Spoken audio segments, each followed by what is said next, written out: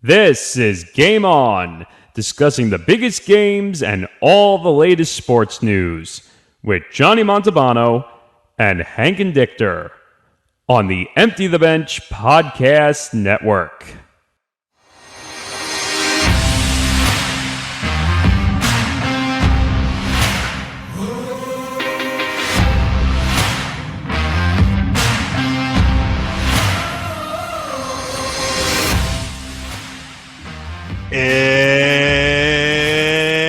It's showtime, folks.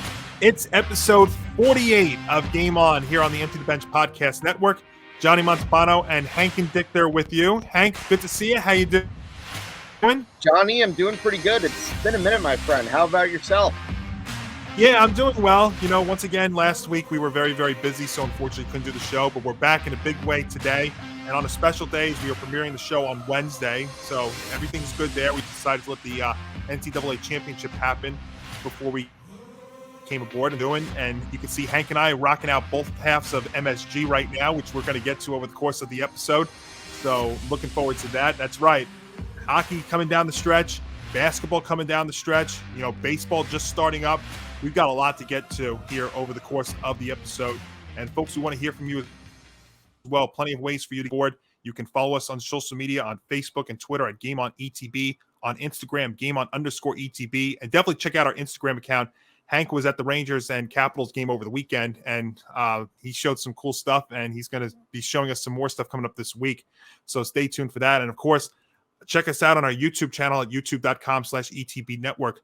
Leave us a like. If you're new, hit that subscribe button. And of course, have your notifications set for all of our Game On and Empty the Bench Podcast Network content. So, and of course, our website, etbpodcast.com. Hank just put out an article this week up as well. So go check that out as well. So, Hank, a lot to get to as we usually do here on the show. We're going to get to a lot of basketball over the course of the show between the NCAA tournament wrapping up as UConn dominated their way through the field of 68. So we'll get to that. We've got NBA news both on and off the court. The NBA and the NBAPA agreed to a new 7-year CBA late, Friday into Saturday. So we'll get into that. We've got, as I said, on the court stuff. Our New York Knicks are in the playoffs. Julius Randle is hurt, but it doesn't seem like the Knicks have missed a step. So we're going to get to that. We've got, hockey coming down the stretch. We're in the penultimate week of the hockey season with still a lot of things to figure out in both the Eastern and the Western conferences. We've got baseball opening week happening, new rule changes and all that stuff. We will get to that. And at the very end, if we have time, we will get into the Masters, which does happen this weekend. And of course, Tiger Woods always going to be a course of something to talk about. As put a capper on the college basketball season as UConn dominated their way through the field of 68 to win their 5th national championship in the last 24 years, beating a San Diego State team that was also one of the best stories of this tournament. And really, it was really all UConn. They jumped out to a huge lead. Late first half, they were up by 16 with about 2.5 to go, and they really just never looked back from there. And it was really just a trend that the Huskies had all tournament long, where they just had big leads, suffocating defenses, great scoring, and propelled their way to their 5th title in the last 24 years, which is also pretty incredible. And I will get to that in just a little bit. But Hank, what is your thoughts about the Huskies being national champions once again? So, as you guys probably know, I didn't really do a bracket this year. I don't know why. I just, for some reason, wasn't really feeling it. But one of the teams that I was definitely considering picking as a champion was UConn, and a big reason why, and you saw it in this game, that's a team that, you don't really have any one particular superstar that they rely on. They just were a complete team. They had a lot of depth right there, and the way they destroyed San Diego State, you got to give San Diego State credit where credit is due. They had a great run. I believe that was their first ever trip to the Final Four. No, they had that big buzzer beater against FAU, who was also a good story in and of itself. I believe they're one of the very few 9-seeded teams to make it pretty far. But at the end of the day, UConn was a very strong team. And, I think a lot of people, myself included, were pretty shocked that the Huskies were only a number 4 seed. And seeing how they played during the tournament, I think it definitely makes sense. And, I was talking to a lot of people at work today. I work in the state of Connecticut, and there are a number of Huskies alumni. So I got to see some pretty happy people at school. And to really put that championship in comparison, I want to piggyback off of what you said about how this is their 5th title within the last, 25 years. 24, yeah. One of my coworkers brought up a good point. So not to get into how old this person is, but they said that they remember UConn winning the NIT titles. And when they would win a game at Madison Square Garden for the Big East tournament, it was a pretty big deal. So it just goes to show you how much that program has really changed in a matter of time. They've become a really good powerhouse. And yeah, Johnny, tell me where I'm wrong, because I'm not as big into college basketball as you are, but it feels to me like whenever UConn wins a title, you don't really necessarily have that dominant superstar that like everybody talks about. It's always like a whole team effort. I mean, I know Kemba Walker was great back in 2011, but like even then, they still had a really deep supporting cast. And I think Ray Allen's another example too. Back in, what was it, 99? Yeah. You're absolutely right. There's really no one particular player on UConn's teams, and you could say that about the men and the women, because the women's squad has been as consistent as anybody over the last, I want to say 20 plus years. This was probably a down year for them, and they still made a pretty deep run as well. So yeah, like you said, there's no real dominant player. I mean, I go back to when Rip Hamilton was there, one of the buzzer beaters in the tournament. But yeah, and also you look at this UConn organization. This in this run, they've done this now in multiple decades and with multiple head coaches, starting with Jim Calhoun back in '99, back in 04 and 2011. Kevin Ali in 2014, and now Dan Hurley. So that is a thing you see too. With a lot of these programs, sometimes you see just it's one coach. Now you're talking about multiple coaches spanning multiple decades. I mean, that's a pretty amazing thing. And UConn, remember, did have a low point several years ago, and they've rebounded in quite the way. And remember, they started out in a very loaded West region of the tournament, where you had the likes of Kansas, UCLA, Gonzaga, St. Mary.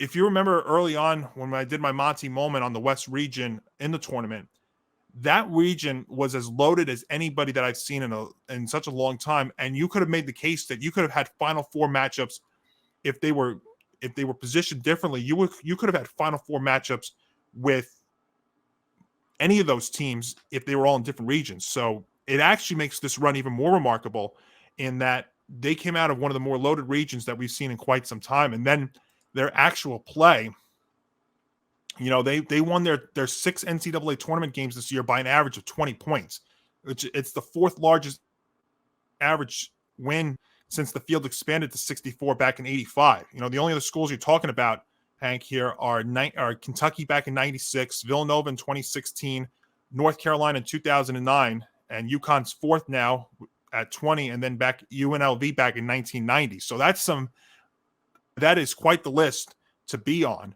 And again, really, when they weren't positioned to be one, I mean, we weren't really talking about them as being the team in the tournament, but it just goes to show you what schools do when it comes to recruiting players and getting it done.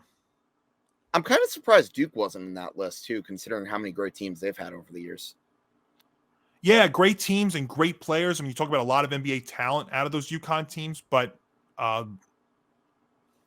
yeah, I mean, they could do it both on UConn. I mean, Duke, I should say, was really more of like a defensive team more than an offensive. I mean, they wouldn't put up 90 points a game. I mean, this was a UConn team that was putting up, they put up 87, 70, 82, 72, and then 76 the championship game. So they could score, not only play defense, but score as well. That's why such an their average margin of victory was crazy.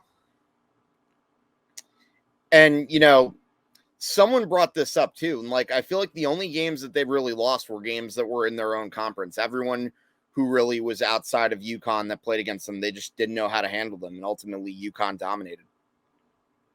Yeah, that's 17 games against teams outside the Big East, and they won all 17 by double figures.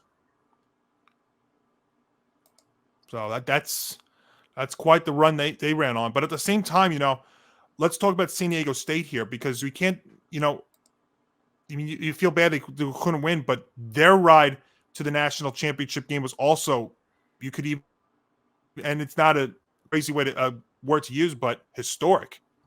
Mm-hmm. They got past College of Charleston, which I had that as an upset in my bracket. So my bracket, you could rip that out right away. And then they got past Furman pretty handily. The same Furman who upset Virginia at near almost a buzzer beater. And then they took down, to me, with the tournament, Alabama, 71-64 in the Sweet 16. And they got past Creighton, who I thought was a very dark horse, with that buzzer beater. You said 57-56. Or not a buzzer beater, but it was a close game. The FAU game in the Final Four was that buzzer beater, 72-71. So they played, unlike UConn, they actually played a lot of low-scoring games, low-scoring close games, unlike the dominant UConn was. So the one thing San Diego State, I thought the reason why they had a chance here was their defense was also very suffocating. We saw that throughout in the tournament, but they really hadn't gone up against a dominant offensive squad like UConn. I mean, maybe you want to say Alabama, but Brandon Miller, who might be the top overall pick in the upcoming NBA draft, was not really the same player in this tournament. He was shut down on a couple of occasions. Now, whether that's, great defenses, or you want to say that maybe the pending or the legal stuff that had been going on maybe was affecting him, but, he wasn't the same player, and Alabama wasn't the same team. But you give San Diego State a lot of credit. They put a school that really not many people knew about on the map, and that's one of the things that this tournament can do. And Hank, when you have an NCAA, when you have a tournament that's a single elimination tournament, it changes because if you're playing like a regular best of 3, best of 5, best of 7, especially like when it comes to basketball, more often than not, the most talented team wins. But in a single elimination tournament, anything is possible. And we've seen that here. I mean, this whole tournament, and I know we'll do a whole recap in just a few minutes here, but that's the beauty of this tournament, is that it's one game. And if your stars have an off night, if your team has an off night, that's it. Ask Purdue. Yeah. Well, see, I was never really high on Purdue. And that was probably if not the biggest upset in the history of the tournament. Bigger than UMBC? Yeah, no, they actually said, if you're looking at point spreads and if you want, and I hate to bring back into gambling, but that was actually the biggest upset in the history of the tournament. Makes sense. I think also because FDU, remember, had to win a first get into that spot to play Purdue. I think. Oh, yeah, that's right. I was just about to say, didn't FD Fairleigh Dickinson barely get in by the skin of their teeth? Yeah, they had to play a first 4 game against Texas Southern to get into that spot. If I remember correctly, I believe UMBC did not have to play a first 4 game that year against Virginia. By the way, also, I don't know how relevant this is, but this is kind of an interesting fact that I got a kick out of. But look at the gyms, the home gyms of Fairleigh Dickinson and Purdue. That gives you an idea as to how big of an upset win FDU had. Yeah, night and day. That's how different their gyms are. Well, it's funny you say that, because there was one, and it's eluding my mind here, but we were talking about when Kentucky, I believe against Kentucky one year, and they were talking about the team that beat Kentucky, I think, had one student for every 21,000 students that Kentucky had.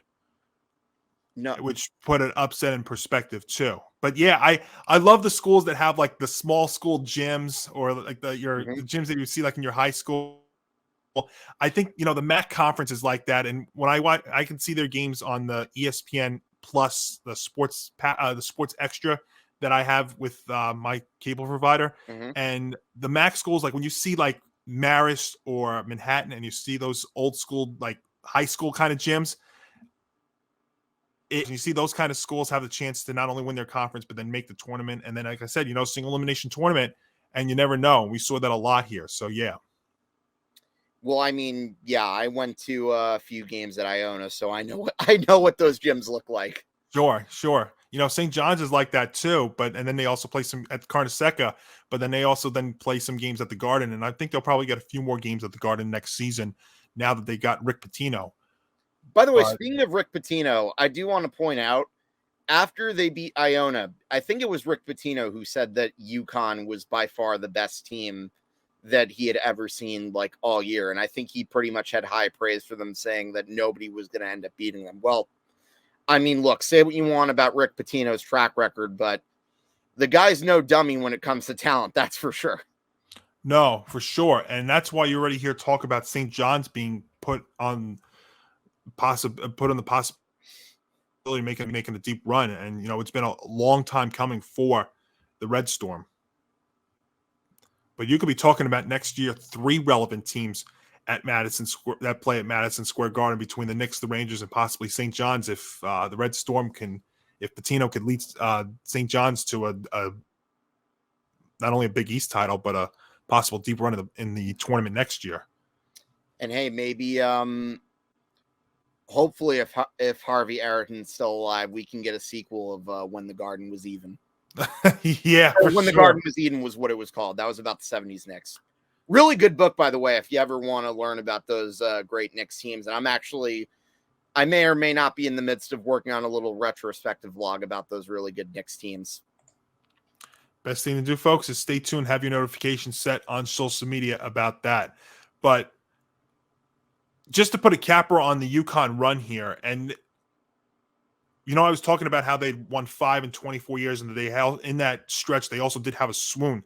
If you remember correctly, back in the 2019-2020 season, UConn was still in the American Athletic Conference, and you saw Hurley that he couldn't hide his frustration in a post-game press conference after they lost to Villanova, blew a late lead in that one, and now 3 years later,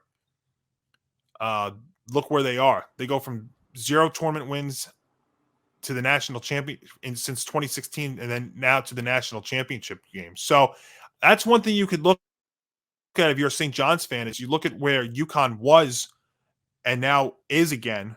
And, now with the right coach, and if you recruit the right guys, and you already see St. John's starting to turn some of their roster around. And the other thing too is you have, the one thing with college sports now, 2 things really, not only is the NIL, but you have the transfer portal, which has shaken up college sports like never before. St. John's could easily turn it around and be back to being a relevant team. So a great run though for UConn, a dominant run in this tournament, which, Hank, if you look at this tournament in general, just doing a quick recap, we spoke about with the biggest upset in tournament history, beating number 1 Purdue out of that East region. I mean, this tournament really had it all. I mean, you had the major upsets of the top teams like Alabama, Houston, Purdue, who couldn't get out of the first round, Kansas, who couldn't get out of the second round. So really, your number 1 teams, didn't make a deep run at all. You had some major upsets like Furman against Virginia. If you remember, Virginia was up by 3 or 4 with less than a minute to go. Furman hits a 2-pointer, and then Virginia tries to run out the clock, and they throw the ball away. Furman upsets them. Look at Princeton, the 15th seed, getting past Arizona and Missouri before losing in the Sweet 16. It really was. Was there one moment to you that really stuck out in this tournament? I would definitely have to say the upset. I would say the fact that no number 1 seed made it past, correct me if I'm wrong, I believe it was the Sweet 16, no? Not one got out of the Sweet 16, so no one made the Elite 8, which was a very rare thing. Yeah, and look, crazy upsets have happened over the years in the NCAA tournament, but when you have no number 1 seed making it that far, I think it really just goes to show you that there was a lot of parity in this tournament. And that's pretty much the case every single year when you really watch these NCAA basketball tournaments. And, Johnny, I don't think you and I can really stress this enough. It's pretty much a one game, single elimination. Anything can happen. I mean, and a lot of times, I know how cliched this sounds. Like, I've seen that usually there's that one team that'll win 9 out of every 10 times, but then they'll lose in that one time too. Yeah. And all it takes is that one time. So yeah, I mean, no number one teams in the Elite Eight. I mean, I would take it a step further with that. I would say one of the cool things for me was in the Final Four. It was the first time ever since the seeding that there was no top 3 seed in the Final Four, and you had 3 schools: San Diego State, Florida Atlantic, and Miami of Florida, who never made the Final Four in their first. So they were in their first Final Four in school history. And obviously UConn, we know, has been there plenty of times. So that's the beauty of it. You have these schools that you don't really hear about much having a chance. The Mountain West Conference is definitely got some love. Princeton being that 15 seed that was trying St. Peter's from last season. That's the cool thing. I always say the first 2 days of this, the Thursday and the Friday of the first round, there's nothing like it. Mm-hmm. First games tip off just after 12 Eastern. The last ones don't end almost 1 a.m. I mean, it's 13 hours. You want to talk about you talk about your football Sundays of 7 hours of commercial-free football. Well, there are commercials and stuff, but you could flip across 4 channels and games are going on, and there's not much of a break in any of them. So I always love that. It's the coolest thing. This tournament is the best structured tournament of any of the sports. I mean, I like what college football has done with the football playoff. I know that's going to expand. That was inevitable. I just hope they keep this tournament at 68. I mean, it doesn't need to go to 90 or 96. I mean, you only have 300 and 53 or so Division I schools. I mean, if you're going to have almost 1/3 of them make the tournament, it's like, why the heck are we even playing a regular season? So I love that. I have just one criticism, though, of the NCAA tournament, and it's something that I've had a beef with them for the longest time, and you probably know where I'm going to go with this. I'm not going to try and sound like I'm old or anything, because I'll be honest with you, folks, I'm 32. I'll be 33 in 5 months, so I should be up for this, but this game, could it have started any later than it did? You're tipping it just after 9:20 p.m. on a Monday night. I tweeted this today. I wish that basketball followed the college football rule in moving up the college football moved up their national championship time to 7:30 p.m. And that was great, because by 9, because when you got to halftime, you had Georgia totally run over TCU. That game was not even a game after that. It would have been nice if this game, even if you tip it up to 8 p.m., then the game ends at 10:30. Maybe this game's out of reach at halftime, and you're all right with that. But at 9, to not start this game till after 9:20 on a Monday night, when a lot of people have to go to work the next day, is kind of absurd. Yeah, I would definitely agree with that. I mean, as someone who pretty much has to wake up at 5 or 6 every morning, I would probably agree with you. But then again, I also decided I'm also one of the many that are crazy enough to stay up at this insane o'clock time to watch that. But nonetheless, I would agree with you there, Johnny. Hey, and I know what people are saying. If the Knicks make a deep run there, you're going to be playing some 8, 9 o'clock games. That's true. You know what? I'll take a nap and I will live for that. But a 9:20 tip off. I know we're going to have 9 o'clock NBA Finals games. You know what? If my Knicks make the NBA Finals, I'll suck it up and deal with it. But I mean, Johnny, the Knicks making it to the finals happens as often as, say, Haley's Comet. So yeah, you better. So you're saying there's a chance? I've seen it twice. Actually, well, no, that's not entirely true, but you get what I'm coming from. I sure do. Yeah. So really, though, I mean, the tournament, I have to say, I mean, it was great because it had a lot of great moments. Team that really put one of the most dominant efforts that we've seen of any team in tournament history together. So you had a little bit of it all, and a great run there by Hurley's squad in UConn, and the whole tournament in general was just it was a success. And for our friend, for Jim Nance, his final time behind the mic of the NCAA tournament, I mean, he had a great run too, as he always does. So that'll be a little different next year without Nance being there. I mean, Nance is still going to be there at CBS, but this was his last run at it as well. So Hello, it was friends. yes, hello, friend. This upcoming weekend with the Masters, and we will get to the Masters in just a little bit. So that puts a wrapper on the NCAA tournament, but not a wrapper for us about basketball because, boy, we have a lot of basketball talk to get to, including this big one that broke late overnight last week, Hank. How about the NBA and the NBA agreeing on a new 7-year CBA? And I got to tell you, I woke up to this news and I was shocked. I really thought that the way things were going in basketball, with the problems that the sport has been dealing with the fact that they kept pushing this date further and further back, that I felt like we were heading down the road towards a lockout. I just, that feeling, we remember what we had with the baseball lockout, how we felt like that was inevitable. I really thought the basketball was inevitable too. But early Saturday morning, they reached the deal on a new 7-year deal. So this starts with the 2023-2024 season, and it is expected to be ratified by league governors and players in the coming weeks. So just some elements about this deal. And the NBA is curbing the ability of the highest spending teams like the Warriors and the Clippers to continue running up salary and luxury taxing while still maintaining mechanisms to add talent to the roster. So the league is implementing a second salary cap, $17.5 million over the tax line, and also some other things here too. Let's see. In recent years, there has been an average of 3 teams in the highest salary, and they decided not to curb that. Let's see here.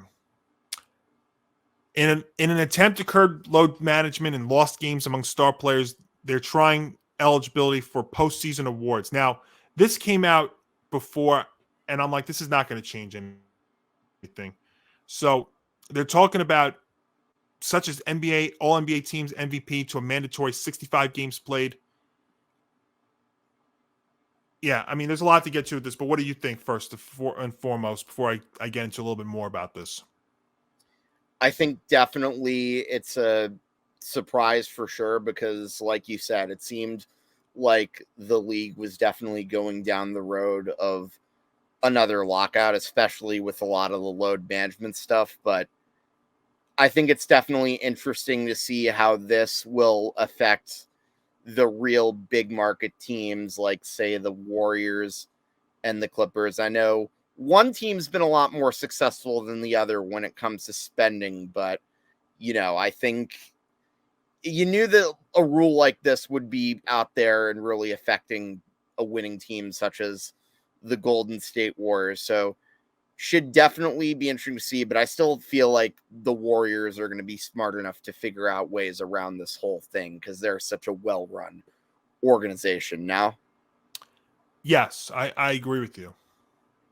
And then I would also have to say another thing that's interesting would be the fact that you have the 65 game minimum, which, I think that's pretty reasonable. Like, look, I don't want to say that coaches should be told when and who to play, whatnot, but at the same time, fans pay money to see players at their best play a good amount of games. So I think that's definitely reasonable. Yeah, I mean, it sounds great at the merit, but do you think this is going to stop load management? I don't think it is. No, no chance. Because let's be honest, chance. What is the NBA is a players-driven league. So the players are going to want the day off. They're going to get it off. They're not going to care about these awards unless, of course, there's extra money. Because what do you always say?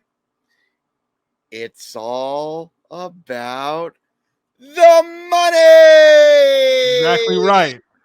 That is exactly right. So if there's an incentive into their contracts where they get more money based on MVP or All-Star awards, then they'll play.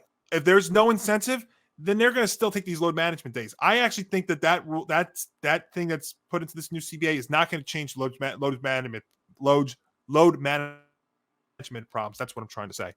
I don't think that's going to go away. And that's what I was hoping that this agreement was going to do. And I don't think it changes it one bit. Yeah, no. These players are going to take their days off whenever they feel like it's necessary. But we've been down this road a lot. We talked about this on Game On before. 2 extensions of the early opt-out deadline. And they finally, they even agreed to extend the midnight deadline last week for the league to opt out of the final year of the previous CBA.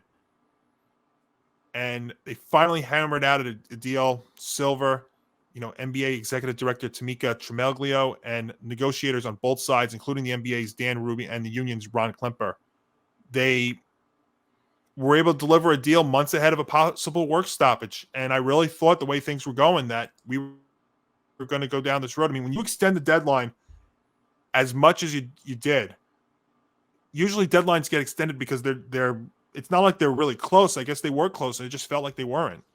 But I still think that you're still going to have problems here with this NBA going forward. I mean, we've seen, the issues that this sport's dealing with. I mean, it's a great product, especially if your team's in it, but the whole load management stuff, I think, has been damaging to the sport.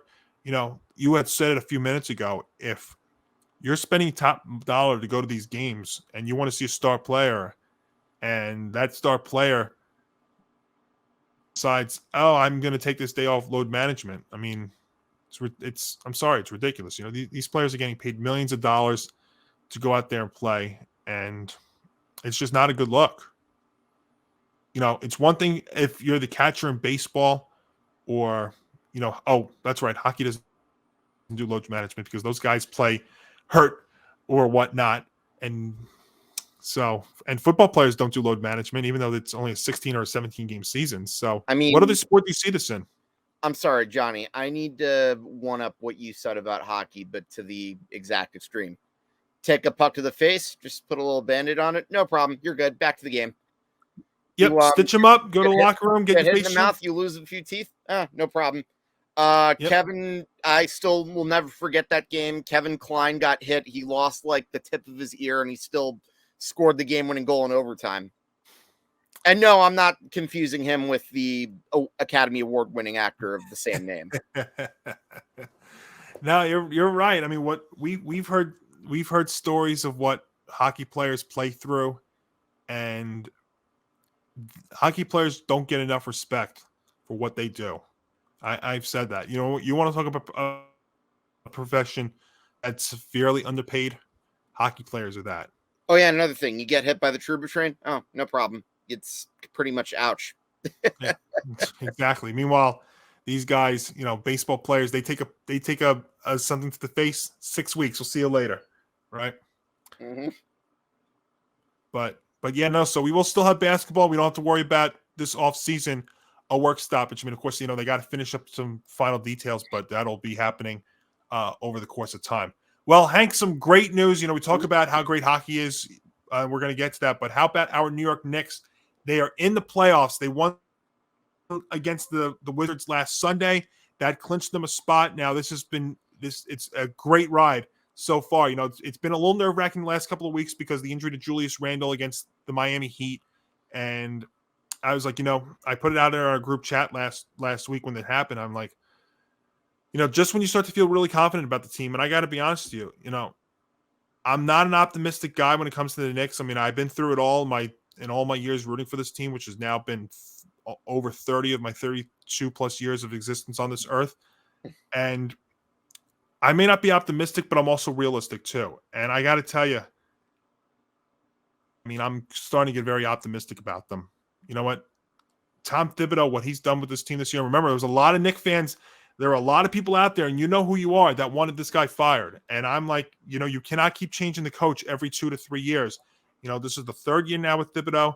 His first year, he took the team to the playoffs, albeit, it was a shorter season, and they did fade down the stretch. I understand that. Last year was an off year. I understand that. But you know what? Sometimes what some of these players need, especially your younger players, like your Barretts, like your Quickleys, like your Obi Toppins, is they need consistent coaching. We talk about it a lot in football, how you head coach every year or two. Some guys, some QBs or some players go through their third offensive coordinator or third coach in 4 years, and how is it supposed to work? Well, maybe the exception with that would be Daniel Jones, but in the NBA, these young guys, I feel like they need the same kind of coaching, and I think it's finally working out. You look at this Knicks team this year. First of all, Jalen Brunson coming over has been the best pickup of any team in the offseason. And remember how people were hesitant about that move and how they really wanted a Donovan Mitchell? And Aren't you glad we didn't give up the farm for Donovan Mitchell at this point?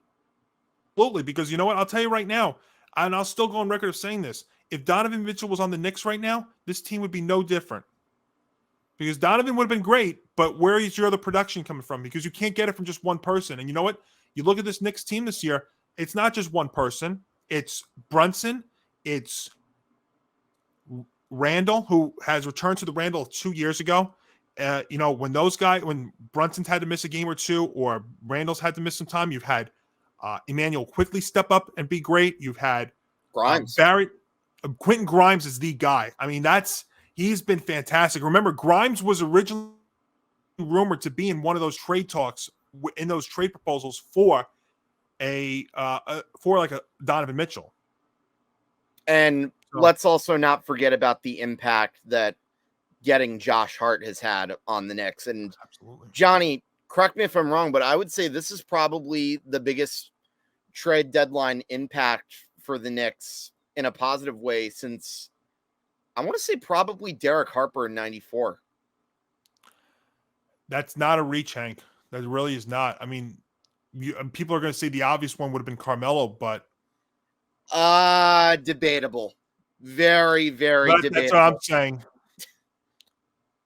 I mean, that a lot of people, that's what you probably would go back to, but I mean, it is debatable. I would say that Carmelo is Mr. Complicated when it comes to players with legacies with the Knicks. No. Yeah, it's tough to say because he did his part, but what Carmelo was, though, and this is really not a knock, is he was a great scorer, but that's it. Yeah, he didn't play defense, and he also was a chucker too, which used to drive me nuts whenever I'd see him have the ball. He would go for a three at probably the worst possible time. He's probably just as bad as Russell Westbrook in that department, if not worse. Oh, yeah. And again, this is not a knock, but it really is what it is. He was a great scorer, but he never could create his own shot. He was not a great rebounder. He really didn't dish the ball out that well. And on nights when Carmelo Anthony was your leading rebounder, that just goes to show you what the team was. And that wasn't a good defensive team. So has definitely made a very significant impact on this team for sure. Mm-hmm. And, Barrett, who has had kind of a down year, has had a great last couple of weeks, I feel. And if you get him going right and this team is firing on all cylinders into the playoffs, it's not a reach to say the Knicks could win a round. Now, of course, it's going to be where they're going to be positioned at the end of the day. I mean, right now, as of Tuesday, they were 3 games behind Cleveland for the 4 spot, and they were 2.5 games, 2 in the loss column up on the Brooklyn Nets.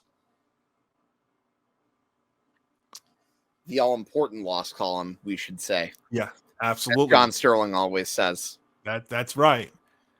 But ahead. No, I could see the Knicks definitely winning a playoff series. I mean, if you really look at how they've progressed over the course of the year, they've definitely gotten better in the close games for sure. And yeah, like you said, I think you pretty much nailed it on the head. Tom Thibodeau has probably been one of the best coaches they could have had to help out with this young core. And no matter what happens going forward with the Knicks in the playoffs, the culture is pretty much changing, and you have to love it. And I can't wait until some superstar can come on in and help complement this team that already is pretty solid. But now you just have that one superstar to eventually put them on over the top. That'll be something. I mean, the city has pretty much been hungry for a Knicks championship. I mean, it's only been 50 years since they last won. I know, as I said, I'm kind of in the process of writing a little retrospective about those teams from 50 years ago. But I mean, when you have people thinking of the 90s as the good old days, and that was a decade where the Knicks came so close, but yet so far, I think that really tells you the state of where they're in. And I'd also like to think that hopefully Mr. Dolan doesn't, stick his hands into the cookie jar this time around. I mean, we've seen what he's done in the past, but maybe this is wishful thinking. But I actually think he just might, only because by this point, he knows that his reputation isn't really great. And I mean, look, it's why he's pretty much been wanting the Rangers to, reach for the top at this point. Well, yeah, I mean, when you look at him with the Rangers, he stays away from the Rangers, but you haven't really heard about him with the Knicks this year.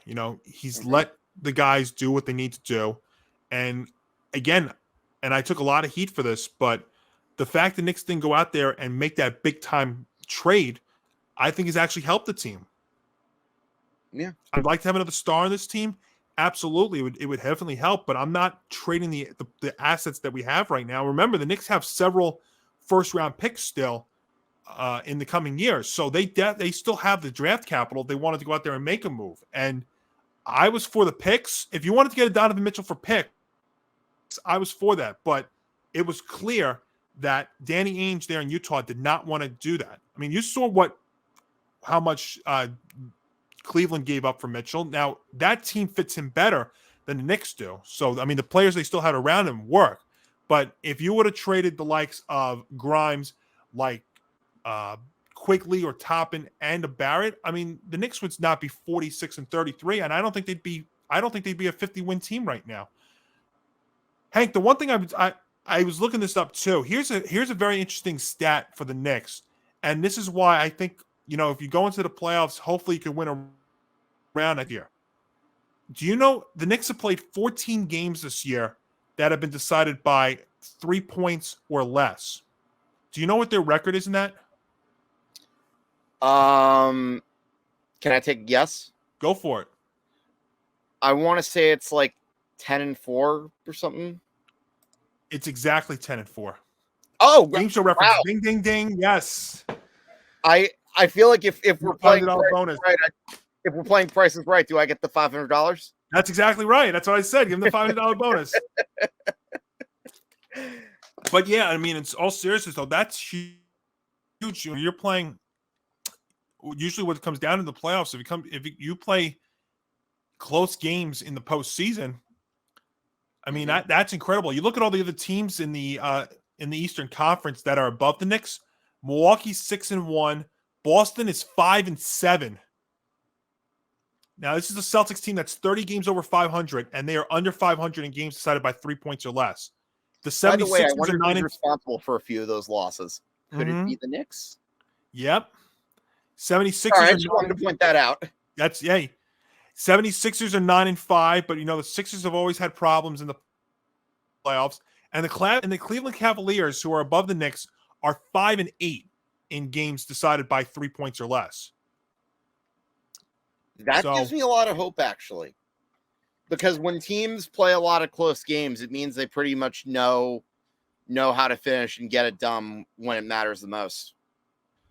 That's why I got to tell you, if Randle can come back here, and I know they've played pretty well without him, and I have to tell you, I was very nervous when he got hurt. But if he comes back, I think right now, I mean, you have to feel pretty confident if you're the Knicks here that they can. And the thing is, too, here. So right now, if the playoffs were to start, here's what we're looking at. We're looking at the Bucks versus a play-in winner, the Celtics versus the play-in winner. It would be 76ers, Nets, and Cavs, Knicks. I'll tell you right now, Knicks can beat the Cavaliers in a series. Now, I would love to have Randle back and healthy and stuff, but that Knicks team can play against the Cavs. We beat them in Cleveland without him. Who's to say it can't happen again in the playoffs? Yeah. I know the Cavs have home court advantage right now, and that's the thing to watch here in these final few games of the season. Well, it's only 3 games left, so they would have to win out, and Cleveland would have to lose out to get that 4th spot. So right now, essentially, it's really looking like it's going to be Knicks unless there's something crazy that happens in these final few days. But the Knicks could definitely, play the Cavs tough. I don't think they would do well against Milwaukee. I don't think they would do, even though they played Boston well. I think that'd be tough. And the Sixers are such a wild card. I mean, I think that the Cavs are probably their best shot right now. And to me, Hank, I mean, you look at this team.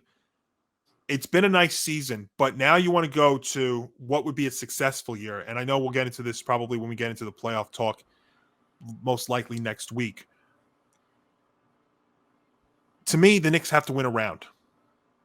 Because, 2 years ago, that shortened season, which was a nice little surprise. Remember, they faded down the stretch here, and Trae Young just destroyed the Knicks in the series against the Hawks. So, to me, I think you've got to get around here for this to be really. If you win a round and you bow out against, the Milwaukees, the Celtics, or the 76ers of the world, you know what? That's understandable because those teams are really, really good. But especially if you're going to lose to a Donovan Mitchell team who it seemed like you were close to getting, and Danny Ainge just didn't really want to make the deal with you, then that would be a bummer. Yeah, I definitely would agree. I think while it's great that they're definitely in the playoffs, I think you want that playoff series, especially because you want this core to get that taste of what it's like. And then once they have that superstar join them, then you have that experience under your belt. It's, in a sense, it's kind of like the Rangers in 2022. Yeah, no, you're right. So just to also put this in, play-in tournament bracket. In the East, you have, right now, it's the Heat and Hawks in the 7-8, Raptors and Bulls in the 9-10. And the regular season for the NBA ends on Sunday the 9th. The play-in tournament will begin on Tuesday the 11th. The first round of the playoffs starts 4 days later on Saturday, April the 15th. So next week, when we are here, we will know where the Knicks are going to be fitted at. It looks like in all likelihood, the 3-6 and the 4-5 are all set. It's just going to be where the Bucks and the Celtics, who they're going to end up with. I mean, I guess there also is that outside shot that the Celtics could leapfrog the Bucks 1 seed, but that's what it's looking like. And it's then in the West, real quick. We'll just keep it here on the NBA for just a second. Denver 1, Memphis 2. Now with John Morant back, Memphis still the 2. Sacramento, I wanted to bring this up a couple of weeks ago before we had to scrap our show. The Kings, maybe the best story in the NBA this year. They had one of the longest droughts, not only in the NBA but in sports, and the now longest. They're 47. What's that? I'm sorry, the longest. Yeah, it was right. Yeah, so 47-31. They are 4 games above the Suns. Now the Suns are an interesting story here at the 4th spot because now Durant's back. If Durant stays healthy and you have him and Booker there, then maybe the Suns make a deep run. The Clippers are 5. Golden State, for as much trouble as they've had this year, are the 6. And then the Lakers, Pelicans, Timberwolves, and the Thunder right now would be your teams in the play-in tournament out west. And then right now, and one of the other storylines, the Mavericks right now on the outside looking in, they're a game behind Oklahoma City in the 10 spot. Utah, Portland, San Antonio, and Houston rounding it out. But how about, I love the Kings story. And I feel bad for Luka Doncic, but the Dallas Mavericks, you knew what kind of baggage you were getting making that trade for Kyrie Irving. And look, I don't consider the Nets a rival, but I'm actually happy for the Nets because they got rid of that baggage in Kyrie. They got rid of the baggage with Durant. Jacque Vaughn got put in there after the whole Steve Nash incident 7 games into the season. And you look at the Brooklyn Nets right now, the Nets are in the playoffs, and the Mavericks right now are not. Isn't that amazing, Susan? Absolutely.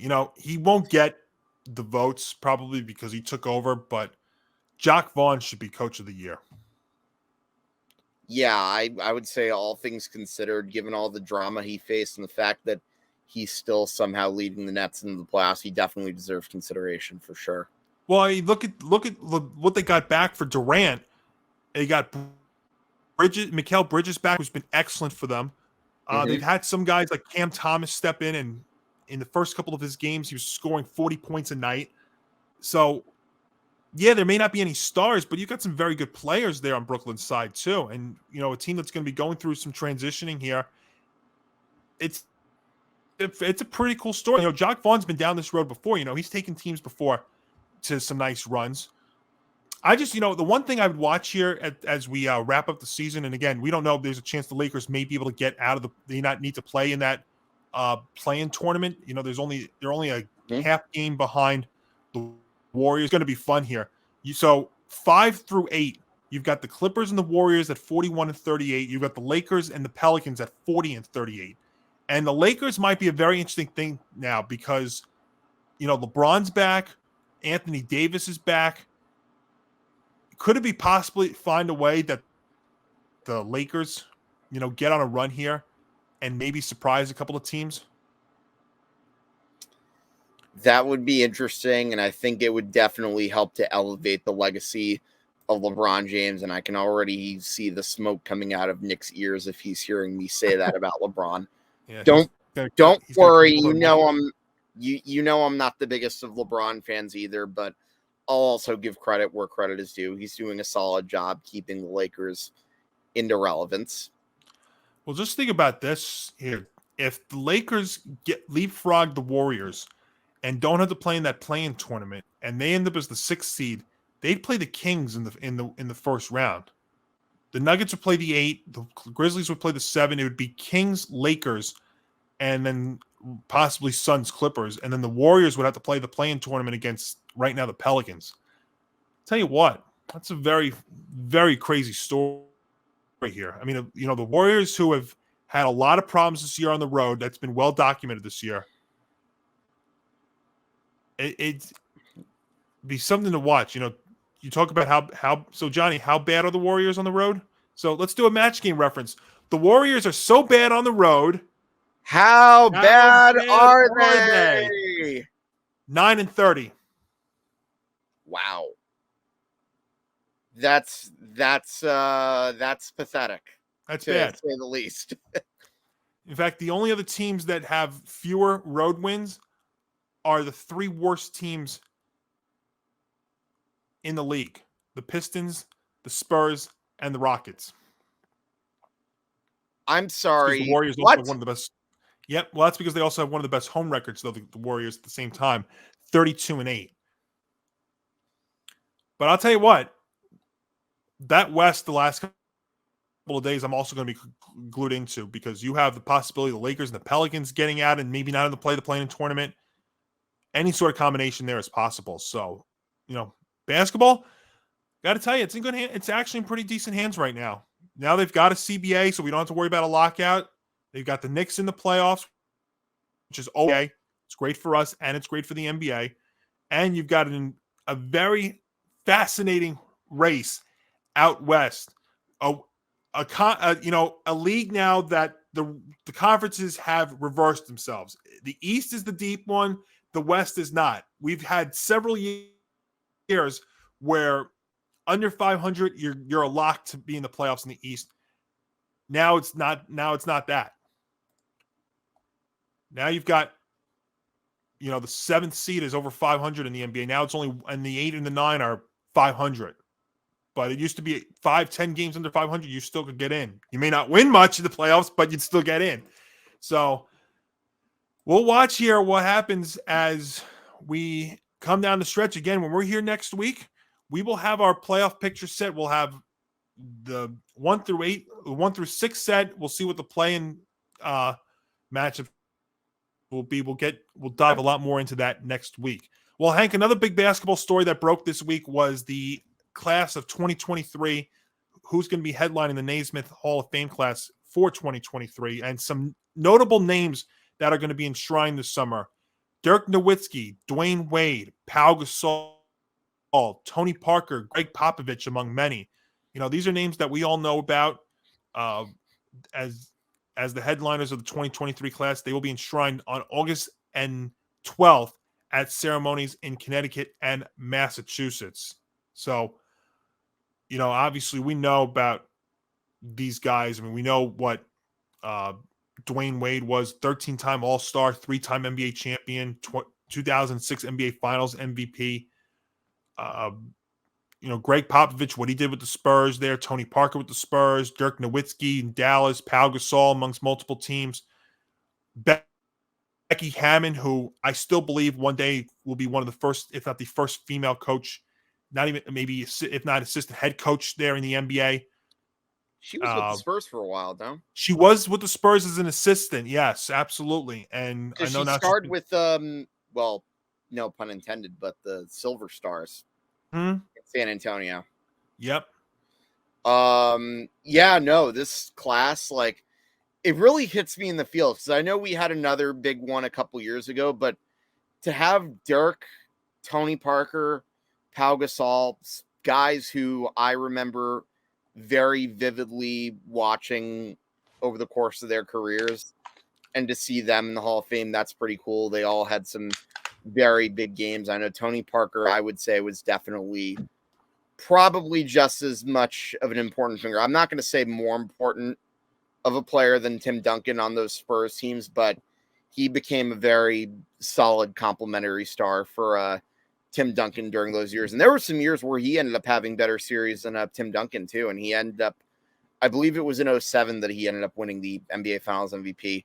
Dirk Nowitzki pretty much was a big reason that the Mavericks were relevant. And I would say one of his bigger moments was leading the Mavericks to that upset road win over the Spurs in 2006. And ultimately in the process, that actually prevented the Spurs from three-peating. It's crazy to think how the Spurs had been so dominant during all those years, but they never even repeated as champions.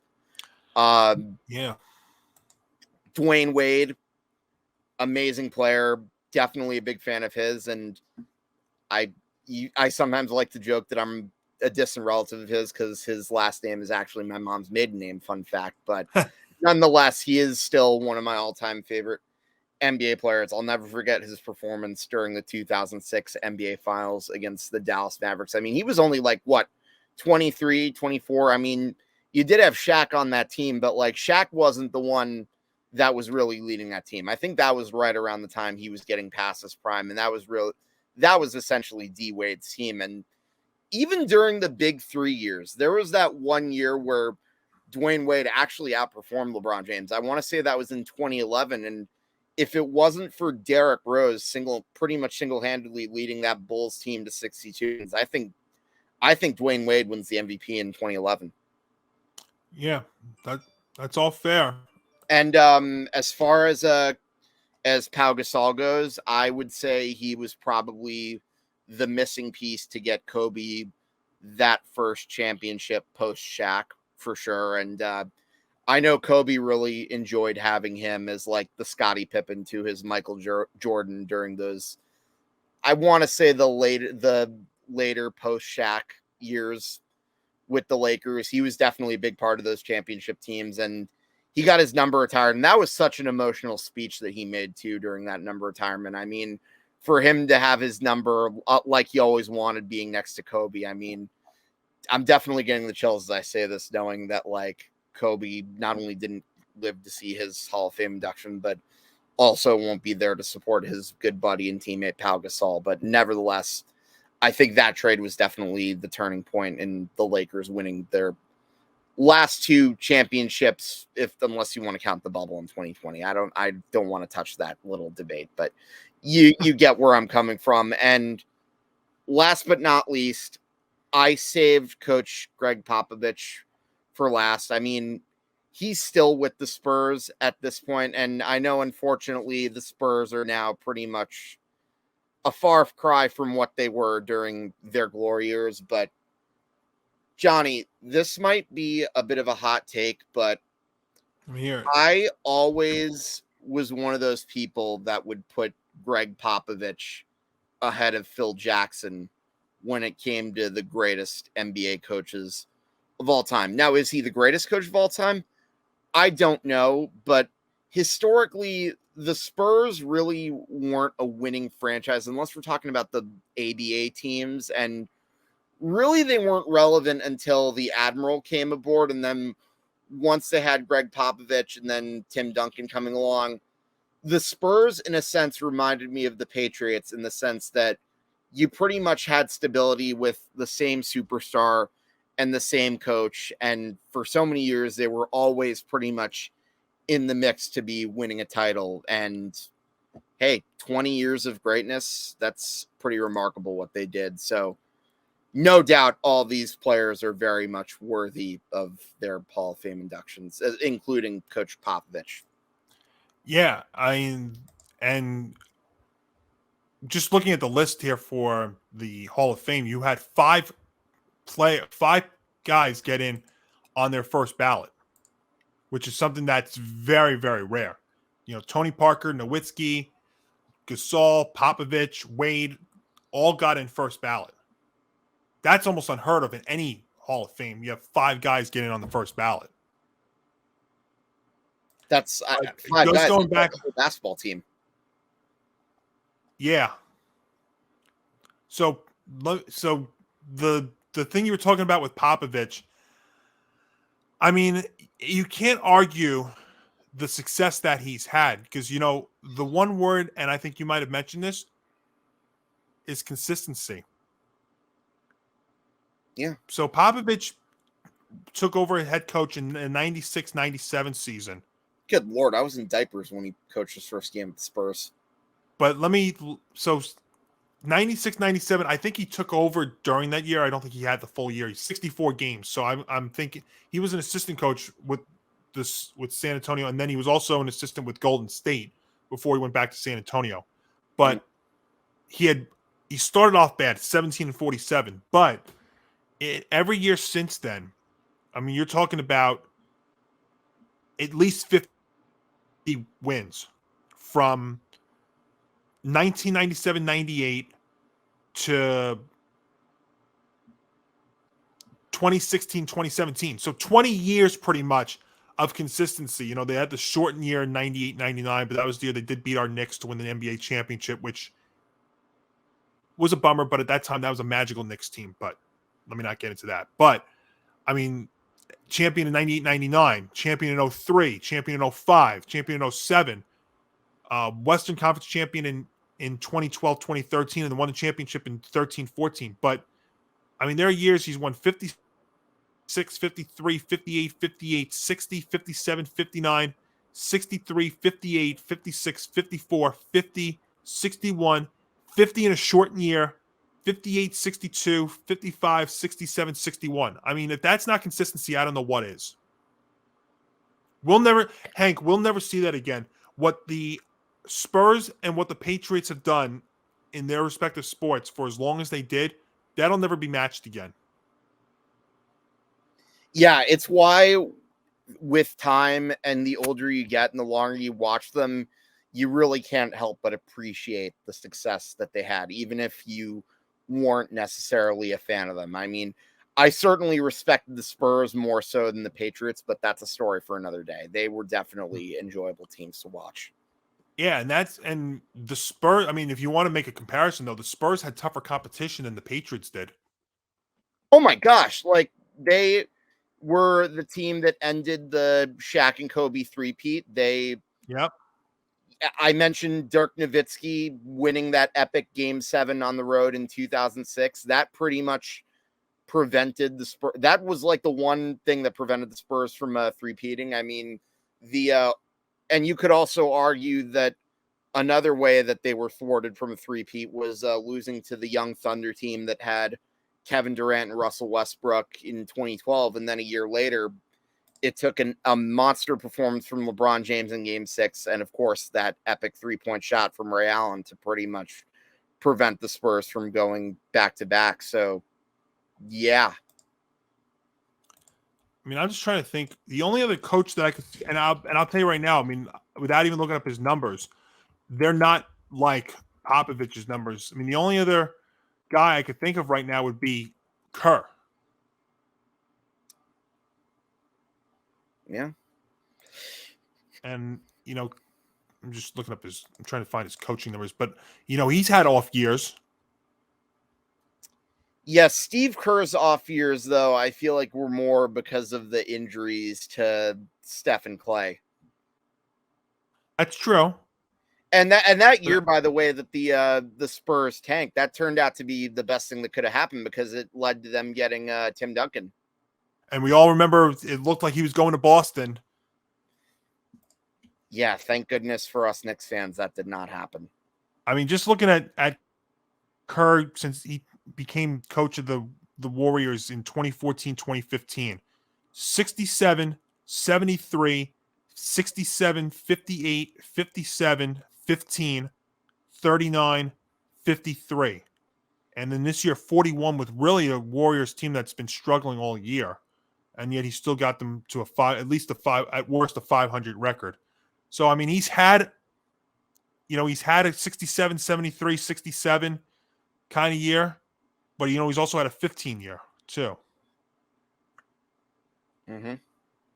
I mean, but right now, so he's got 470 wins. And we were talking about Popovich, who's the winningest coach in NBA history right now. Popovich has 1,364 regular season wins. Kerr's got 470. Mm-hmm.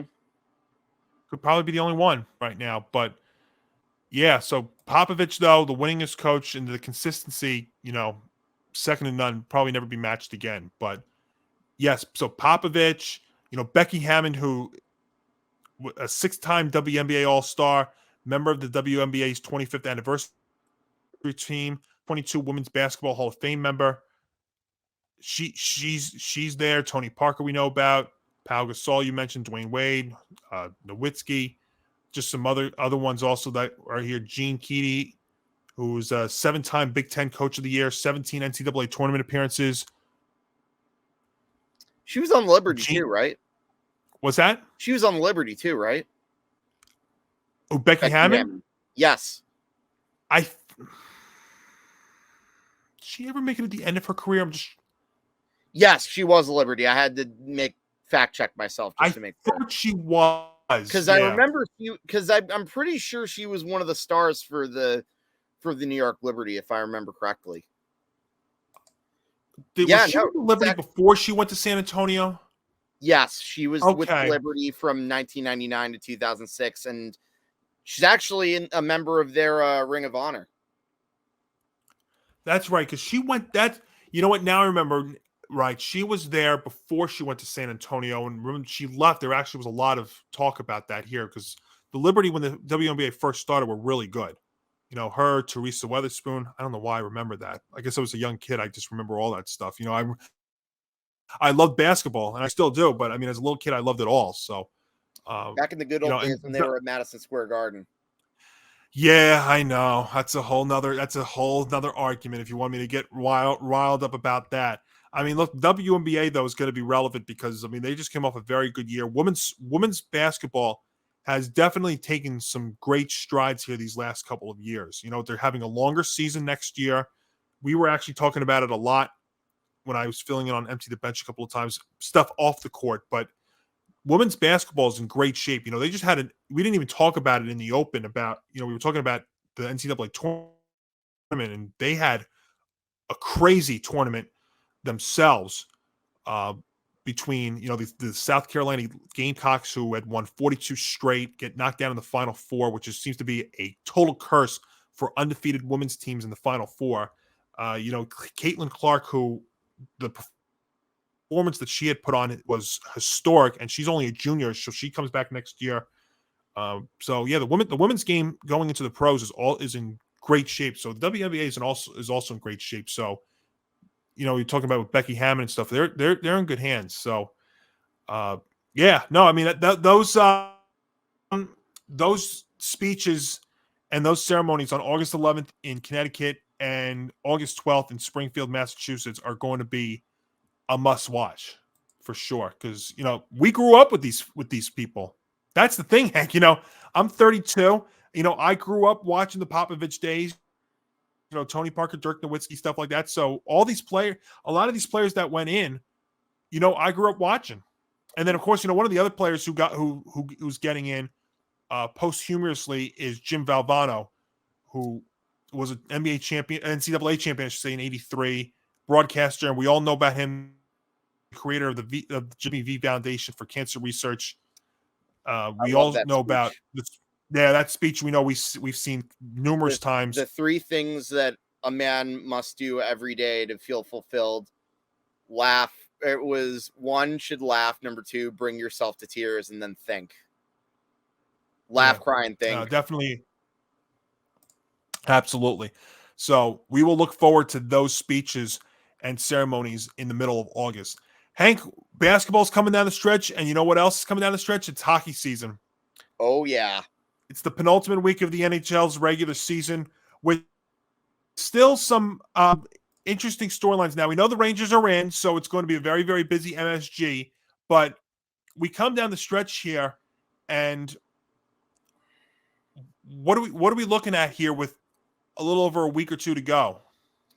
Well, right now, we're still pretty much in the process of trying to figure out who's going to be playing who. And the division that the Rangers are in right now, it's actually a lot closer than we anticipated. And the Rangers technically still have an outside shot at finishing in first. I'm sure I thought before the season that they were probably going to be in first in the Metro. I know Brian Attard definitely thought the same thing if you go back and watch that preseason episode of Blue Truth. But I don't know that they're going to catch Carolina, much less New Jersey. But if the season were to end today, the Rangers would be playing the Devils in the first round. And I'm going to be honest, I do think the Rangers can win that series, but that matchup scares me a lot. The Devils have so many similarities to the Rangers when it comes to like their offensive game. I mean, they really use speed to their advantage, and this is really the year that Jack Hughes has established himself as pretty much a star. And of course, he also has other good pieces around him like Nico Hischier, Dawson Mercer, and Jesper Bratt, to name a few. And then to complement those guys, they added Timo Meyer from the deadline for the San Jose Sharks. And I thought the Devils absolutely, I shouldn't really say they won that trade just yet, because it really depends on what happens to Meyer when he becomes a free agent. But if the Devils can lock up Timo Meyer, that's definitely a big win for them. And I definitely think they're going to be a formidable opponent for the Rangers going into the first round. But I think that would pretty much be a good segue into this. You look at the Eastern Conference, 5 teams have 100 points. And fun fact, this was actually the first time the Devils had 100 points since, I believe, 2011, 2012, which we won't talk about that Eastern Conference series. That still gives me PTSD to this day. But yeah.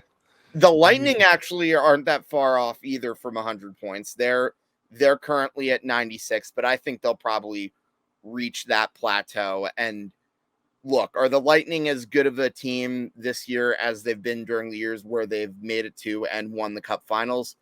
I would say probably not, but at the same time, you still have the core of Steven Stamkos, Nikita Kucherov, Andrei Vasilevsky, and of course, Victor Hedman, to name a few. So they are definitely going to be a tough out. And that as talented as the Leafs are, and while I loved how they improved their roster, there's going to be the question of, can they get past the first round? Are they going to even be able to win a playoff series? So until that monkey gets off their back, then it's really hard for me to put the Leafs in that conversation just because of how often they have failed in that department. But should they get past the Tampa Bay Lightning, then we could talk about things getting very interesting. And the Carolina Hurricanes are definitely up there. That's one team that I neglected to mention in the Metropolitan Division. They're currently sitting at 107 points, but they do have a lot of question marks, and they do have some serious cracks on their roster.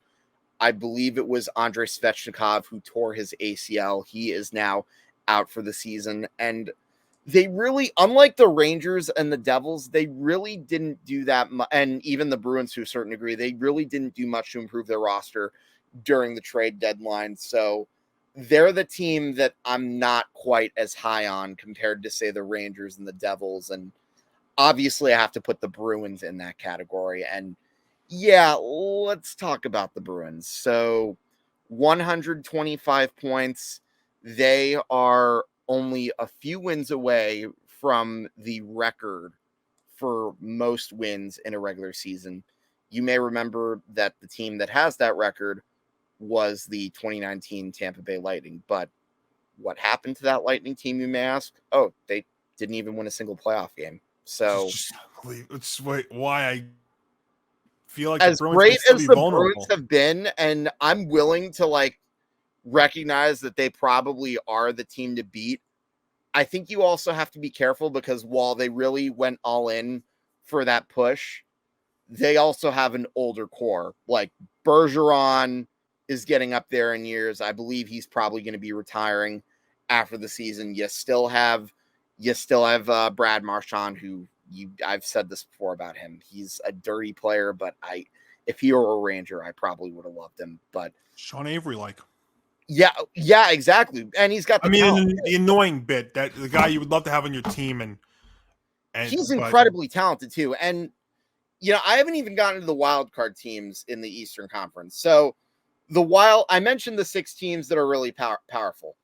Then the wild card, you kind of have a bit of a cluster F. Buffalo, well, okay, clusterfuck. I don't need to censor myself. Buffalo looked like they had a little hope, but then they've kind of fallen off. They have 81 points, and while technically they're not mathematically out of it, it's going to be hard to make up all those points with 7 games left, but they do have the games at hand, so that could help them. But games at hand don't really mean anything unless you actually take advantage of and win those games at hand. So You know where I stand there. Ottawa was another team that I thought probably could have made noise, and while they did have a better second half, I don't know that they're going to be in the playoffs either. But then you have the Panthers, the Penguins, and the Islanders fighting for that wild card spot. The Islanders definitely have been better since the acquisition of Bo Horvat, although they did lose a few games lately. I think the Islanders are an interesting story because they do have as a candidate Ilya Sorokin in goal, and definitely watch out for them if they play either the Bruins or the Hurricanes. I think they would have a better shot at beating the Hurricanes, but look, before you laugh at me for saying that the Islanders have a chance to possibly win a first round, just know that a hot goalie can really be the difference in a series. Now, does that mean I think the Islanders are going to make a deep run? No. I just wanted to play a little bit of devil's advocate, and I don't mean devil that plays in a horrible arena in downtown Newark, but you get where I was going there. And the Penguins are pretty much in that last spot. They're fighting with Florida, and while Florida, they did get better during the season, Pittsburgh's probably going to end up there, but I have to tell you, this is definitely one of the weaker Penguins teams that we've seen in a while. They're kind of in the territory of where the Red Wings were in the mid-2010s, where they were just fighting to get into the playoffs only to keep their streak alive. And I think by the time Sidney Crosby retires and by the time Evgeny Malkin leaves as well, that's probably when they're going to finally start to rebuild. Although, frankly, that team probably should have started rebuilding a while ago. And you could ask my buddy Noah Dibler, who's a big Penguins fan. He'll tell you the same thing. And let's move over to the Western Conference. And the reason I didn't really focus much on them compared to the Eastern Conference is because the Eastern Conference is pretty loaded, if we're being quite honest. I mean, you have the Golden Knights, who have the best record there with 103, but that's miles away from where the Bruins are. But here's the crazy part.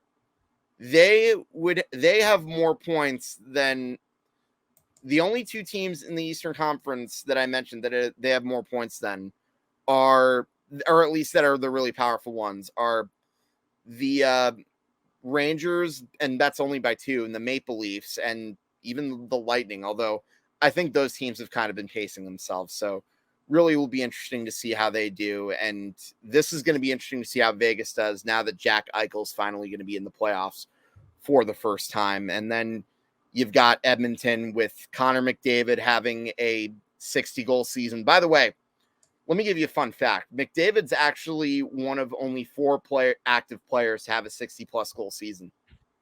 Johnny, let's see if you know who the others are. Oh, now it's my turn to play game show trivia. So wait, we're looking for current players that have 60-plus goals in a season. So current active players. Yes. That have had a 60-goal season. Ovechkin? Yes. I'm shocked that you went with him first. Let's see. Ovechkin. Crosby have a 60-goaler? Believe it or not, no. No, I see. I don't. He never was really a dominant. I mean, 50 is dominant, but.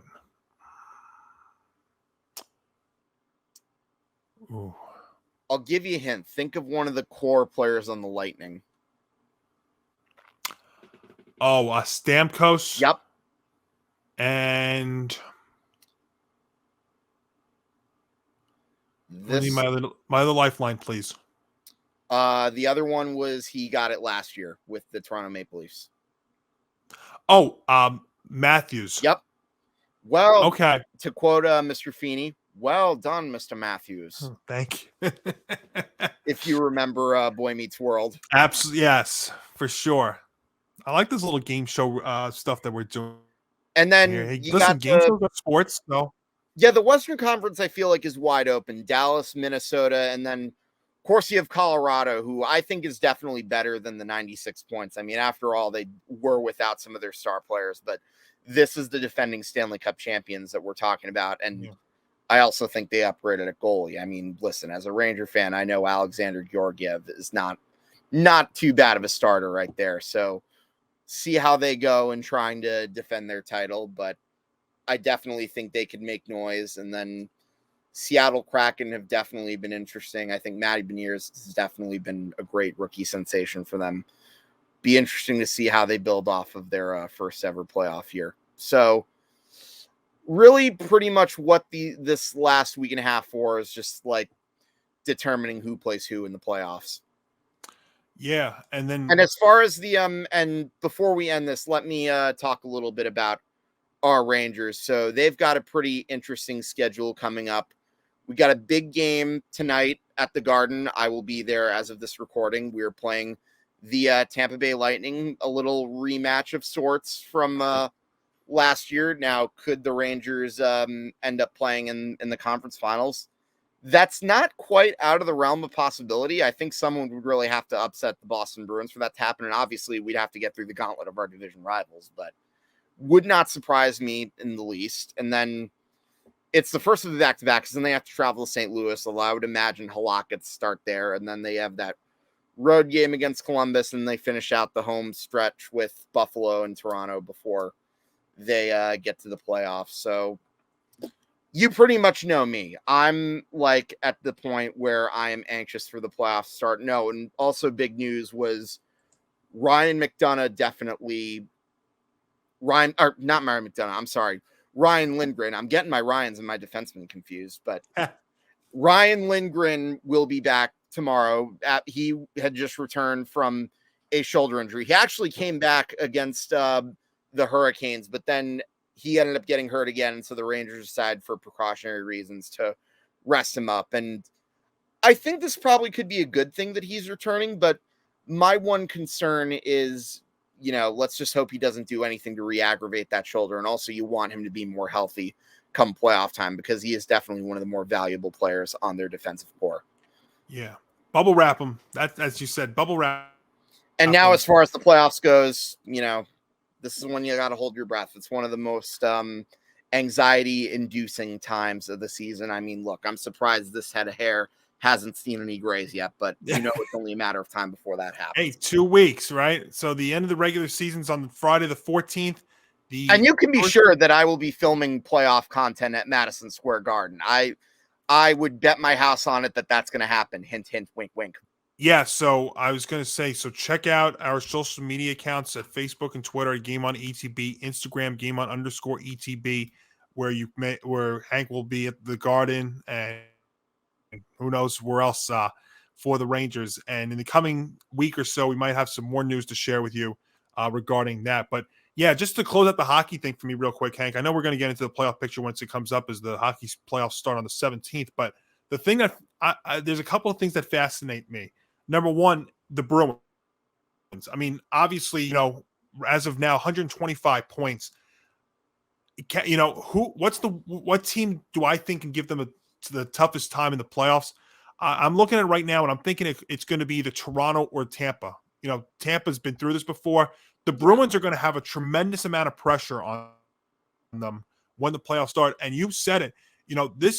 This might be a very short window for Boston to do something because they got a lot of free agents and aging veterans on that team. So this is really an all-in sort of squad for them this year. And it's funny because right now the way the playoff picture is shaped up, they'd be taking on the Penguins, who are also in that same predicament, riding it back, going for it one more time with their veterans. Yeah, I don't think the Penguins stand a chance at hell of beating the Bruins. And I don't think Tampa. I agree. I don't think it's Pittsburgh. I think Pasternak has been another player I neglected to mention. Like 50 goals. He just signed a big extension for the Bruins. That's a huge win for them. Like the fact that they were even able to afford him too.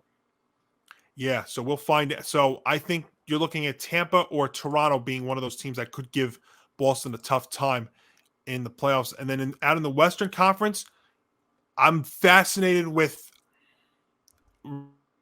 Edmonton, with McDavid, with Leon Draisaitl. Can those guys lead Edmonton to a deep playoff run out in the West, which you said is not really that deep right now? I mean, I still wouldn't rule out Colorado making another deep run as well, even though they, right now they are the third seed out in the Central and in the Western Conference. So, yeah, I mean, and the one thing about the hockey playoffs, it's not like all these it's not like basketball. You get hot at the right time, you get in, anything is possible. And maybe we'll see some upsets in the playoffs when they start in just about 2 weeks. But it's going to be a fun ride down the stretch. It's going to be great because in terms of our two local teams that we root for in the winter sports, the Rangers and the Knicks, they're both going to be making the playoffs, and hopefully they'll have a deep run late into April and, dare I say, even May or June. Well, Hank, that's going to put a wrap on the show for this week. Certainly a lot to look forward to. Baseball's just starting up. We didn't get to it today, but we will definitely touch on baseball in the coming weeks. Opening week was here. I'll just mention one thing. Pitch clock is good. Everything else is not. That's pretty much all that needs to be said about baseball. I mean, I think it was a good first few games for it. I mean, the pitch clock's good, but everything else, not sold on it just yet. But that'll put a wrap on episode 48 of Game On. Of course, folks, we want to hear from you. Facebook and Twitter at Game On ETB, Instagram Game On _ETB. Our personal handles right below us, right there and there. Nice. And also our YouTube channel, youtube.com/ETB Network. Leave us a like. If you're new, hit that notification, hit that subscribe button. And of course, have your notification set so you know when all of our programming is going to be coming out. And of course, our website at etbpodcast.com. So, Hank, you have a great rest of the week and enjoy those hockey games. Will do. I have not missed a Ranger game since late February, believe it or not, at home. Awesome. Yes. And you deserve it. Enjoy it. Have a great time. So for Hank Indictor, I'm Johnny Montalbano. Everybody enjoy your week. Enjoy the beginning of April, and we'll talk to you again next week.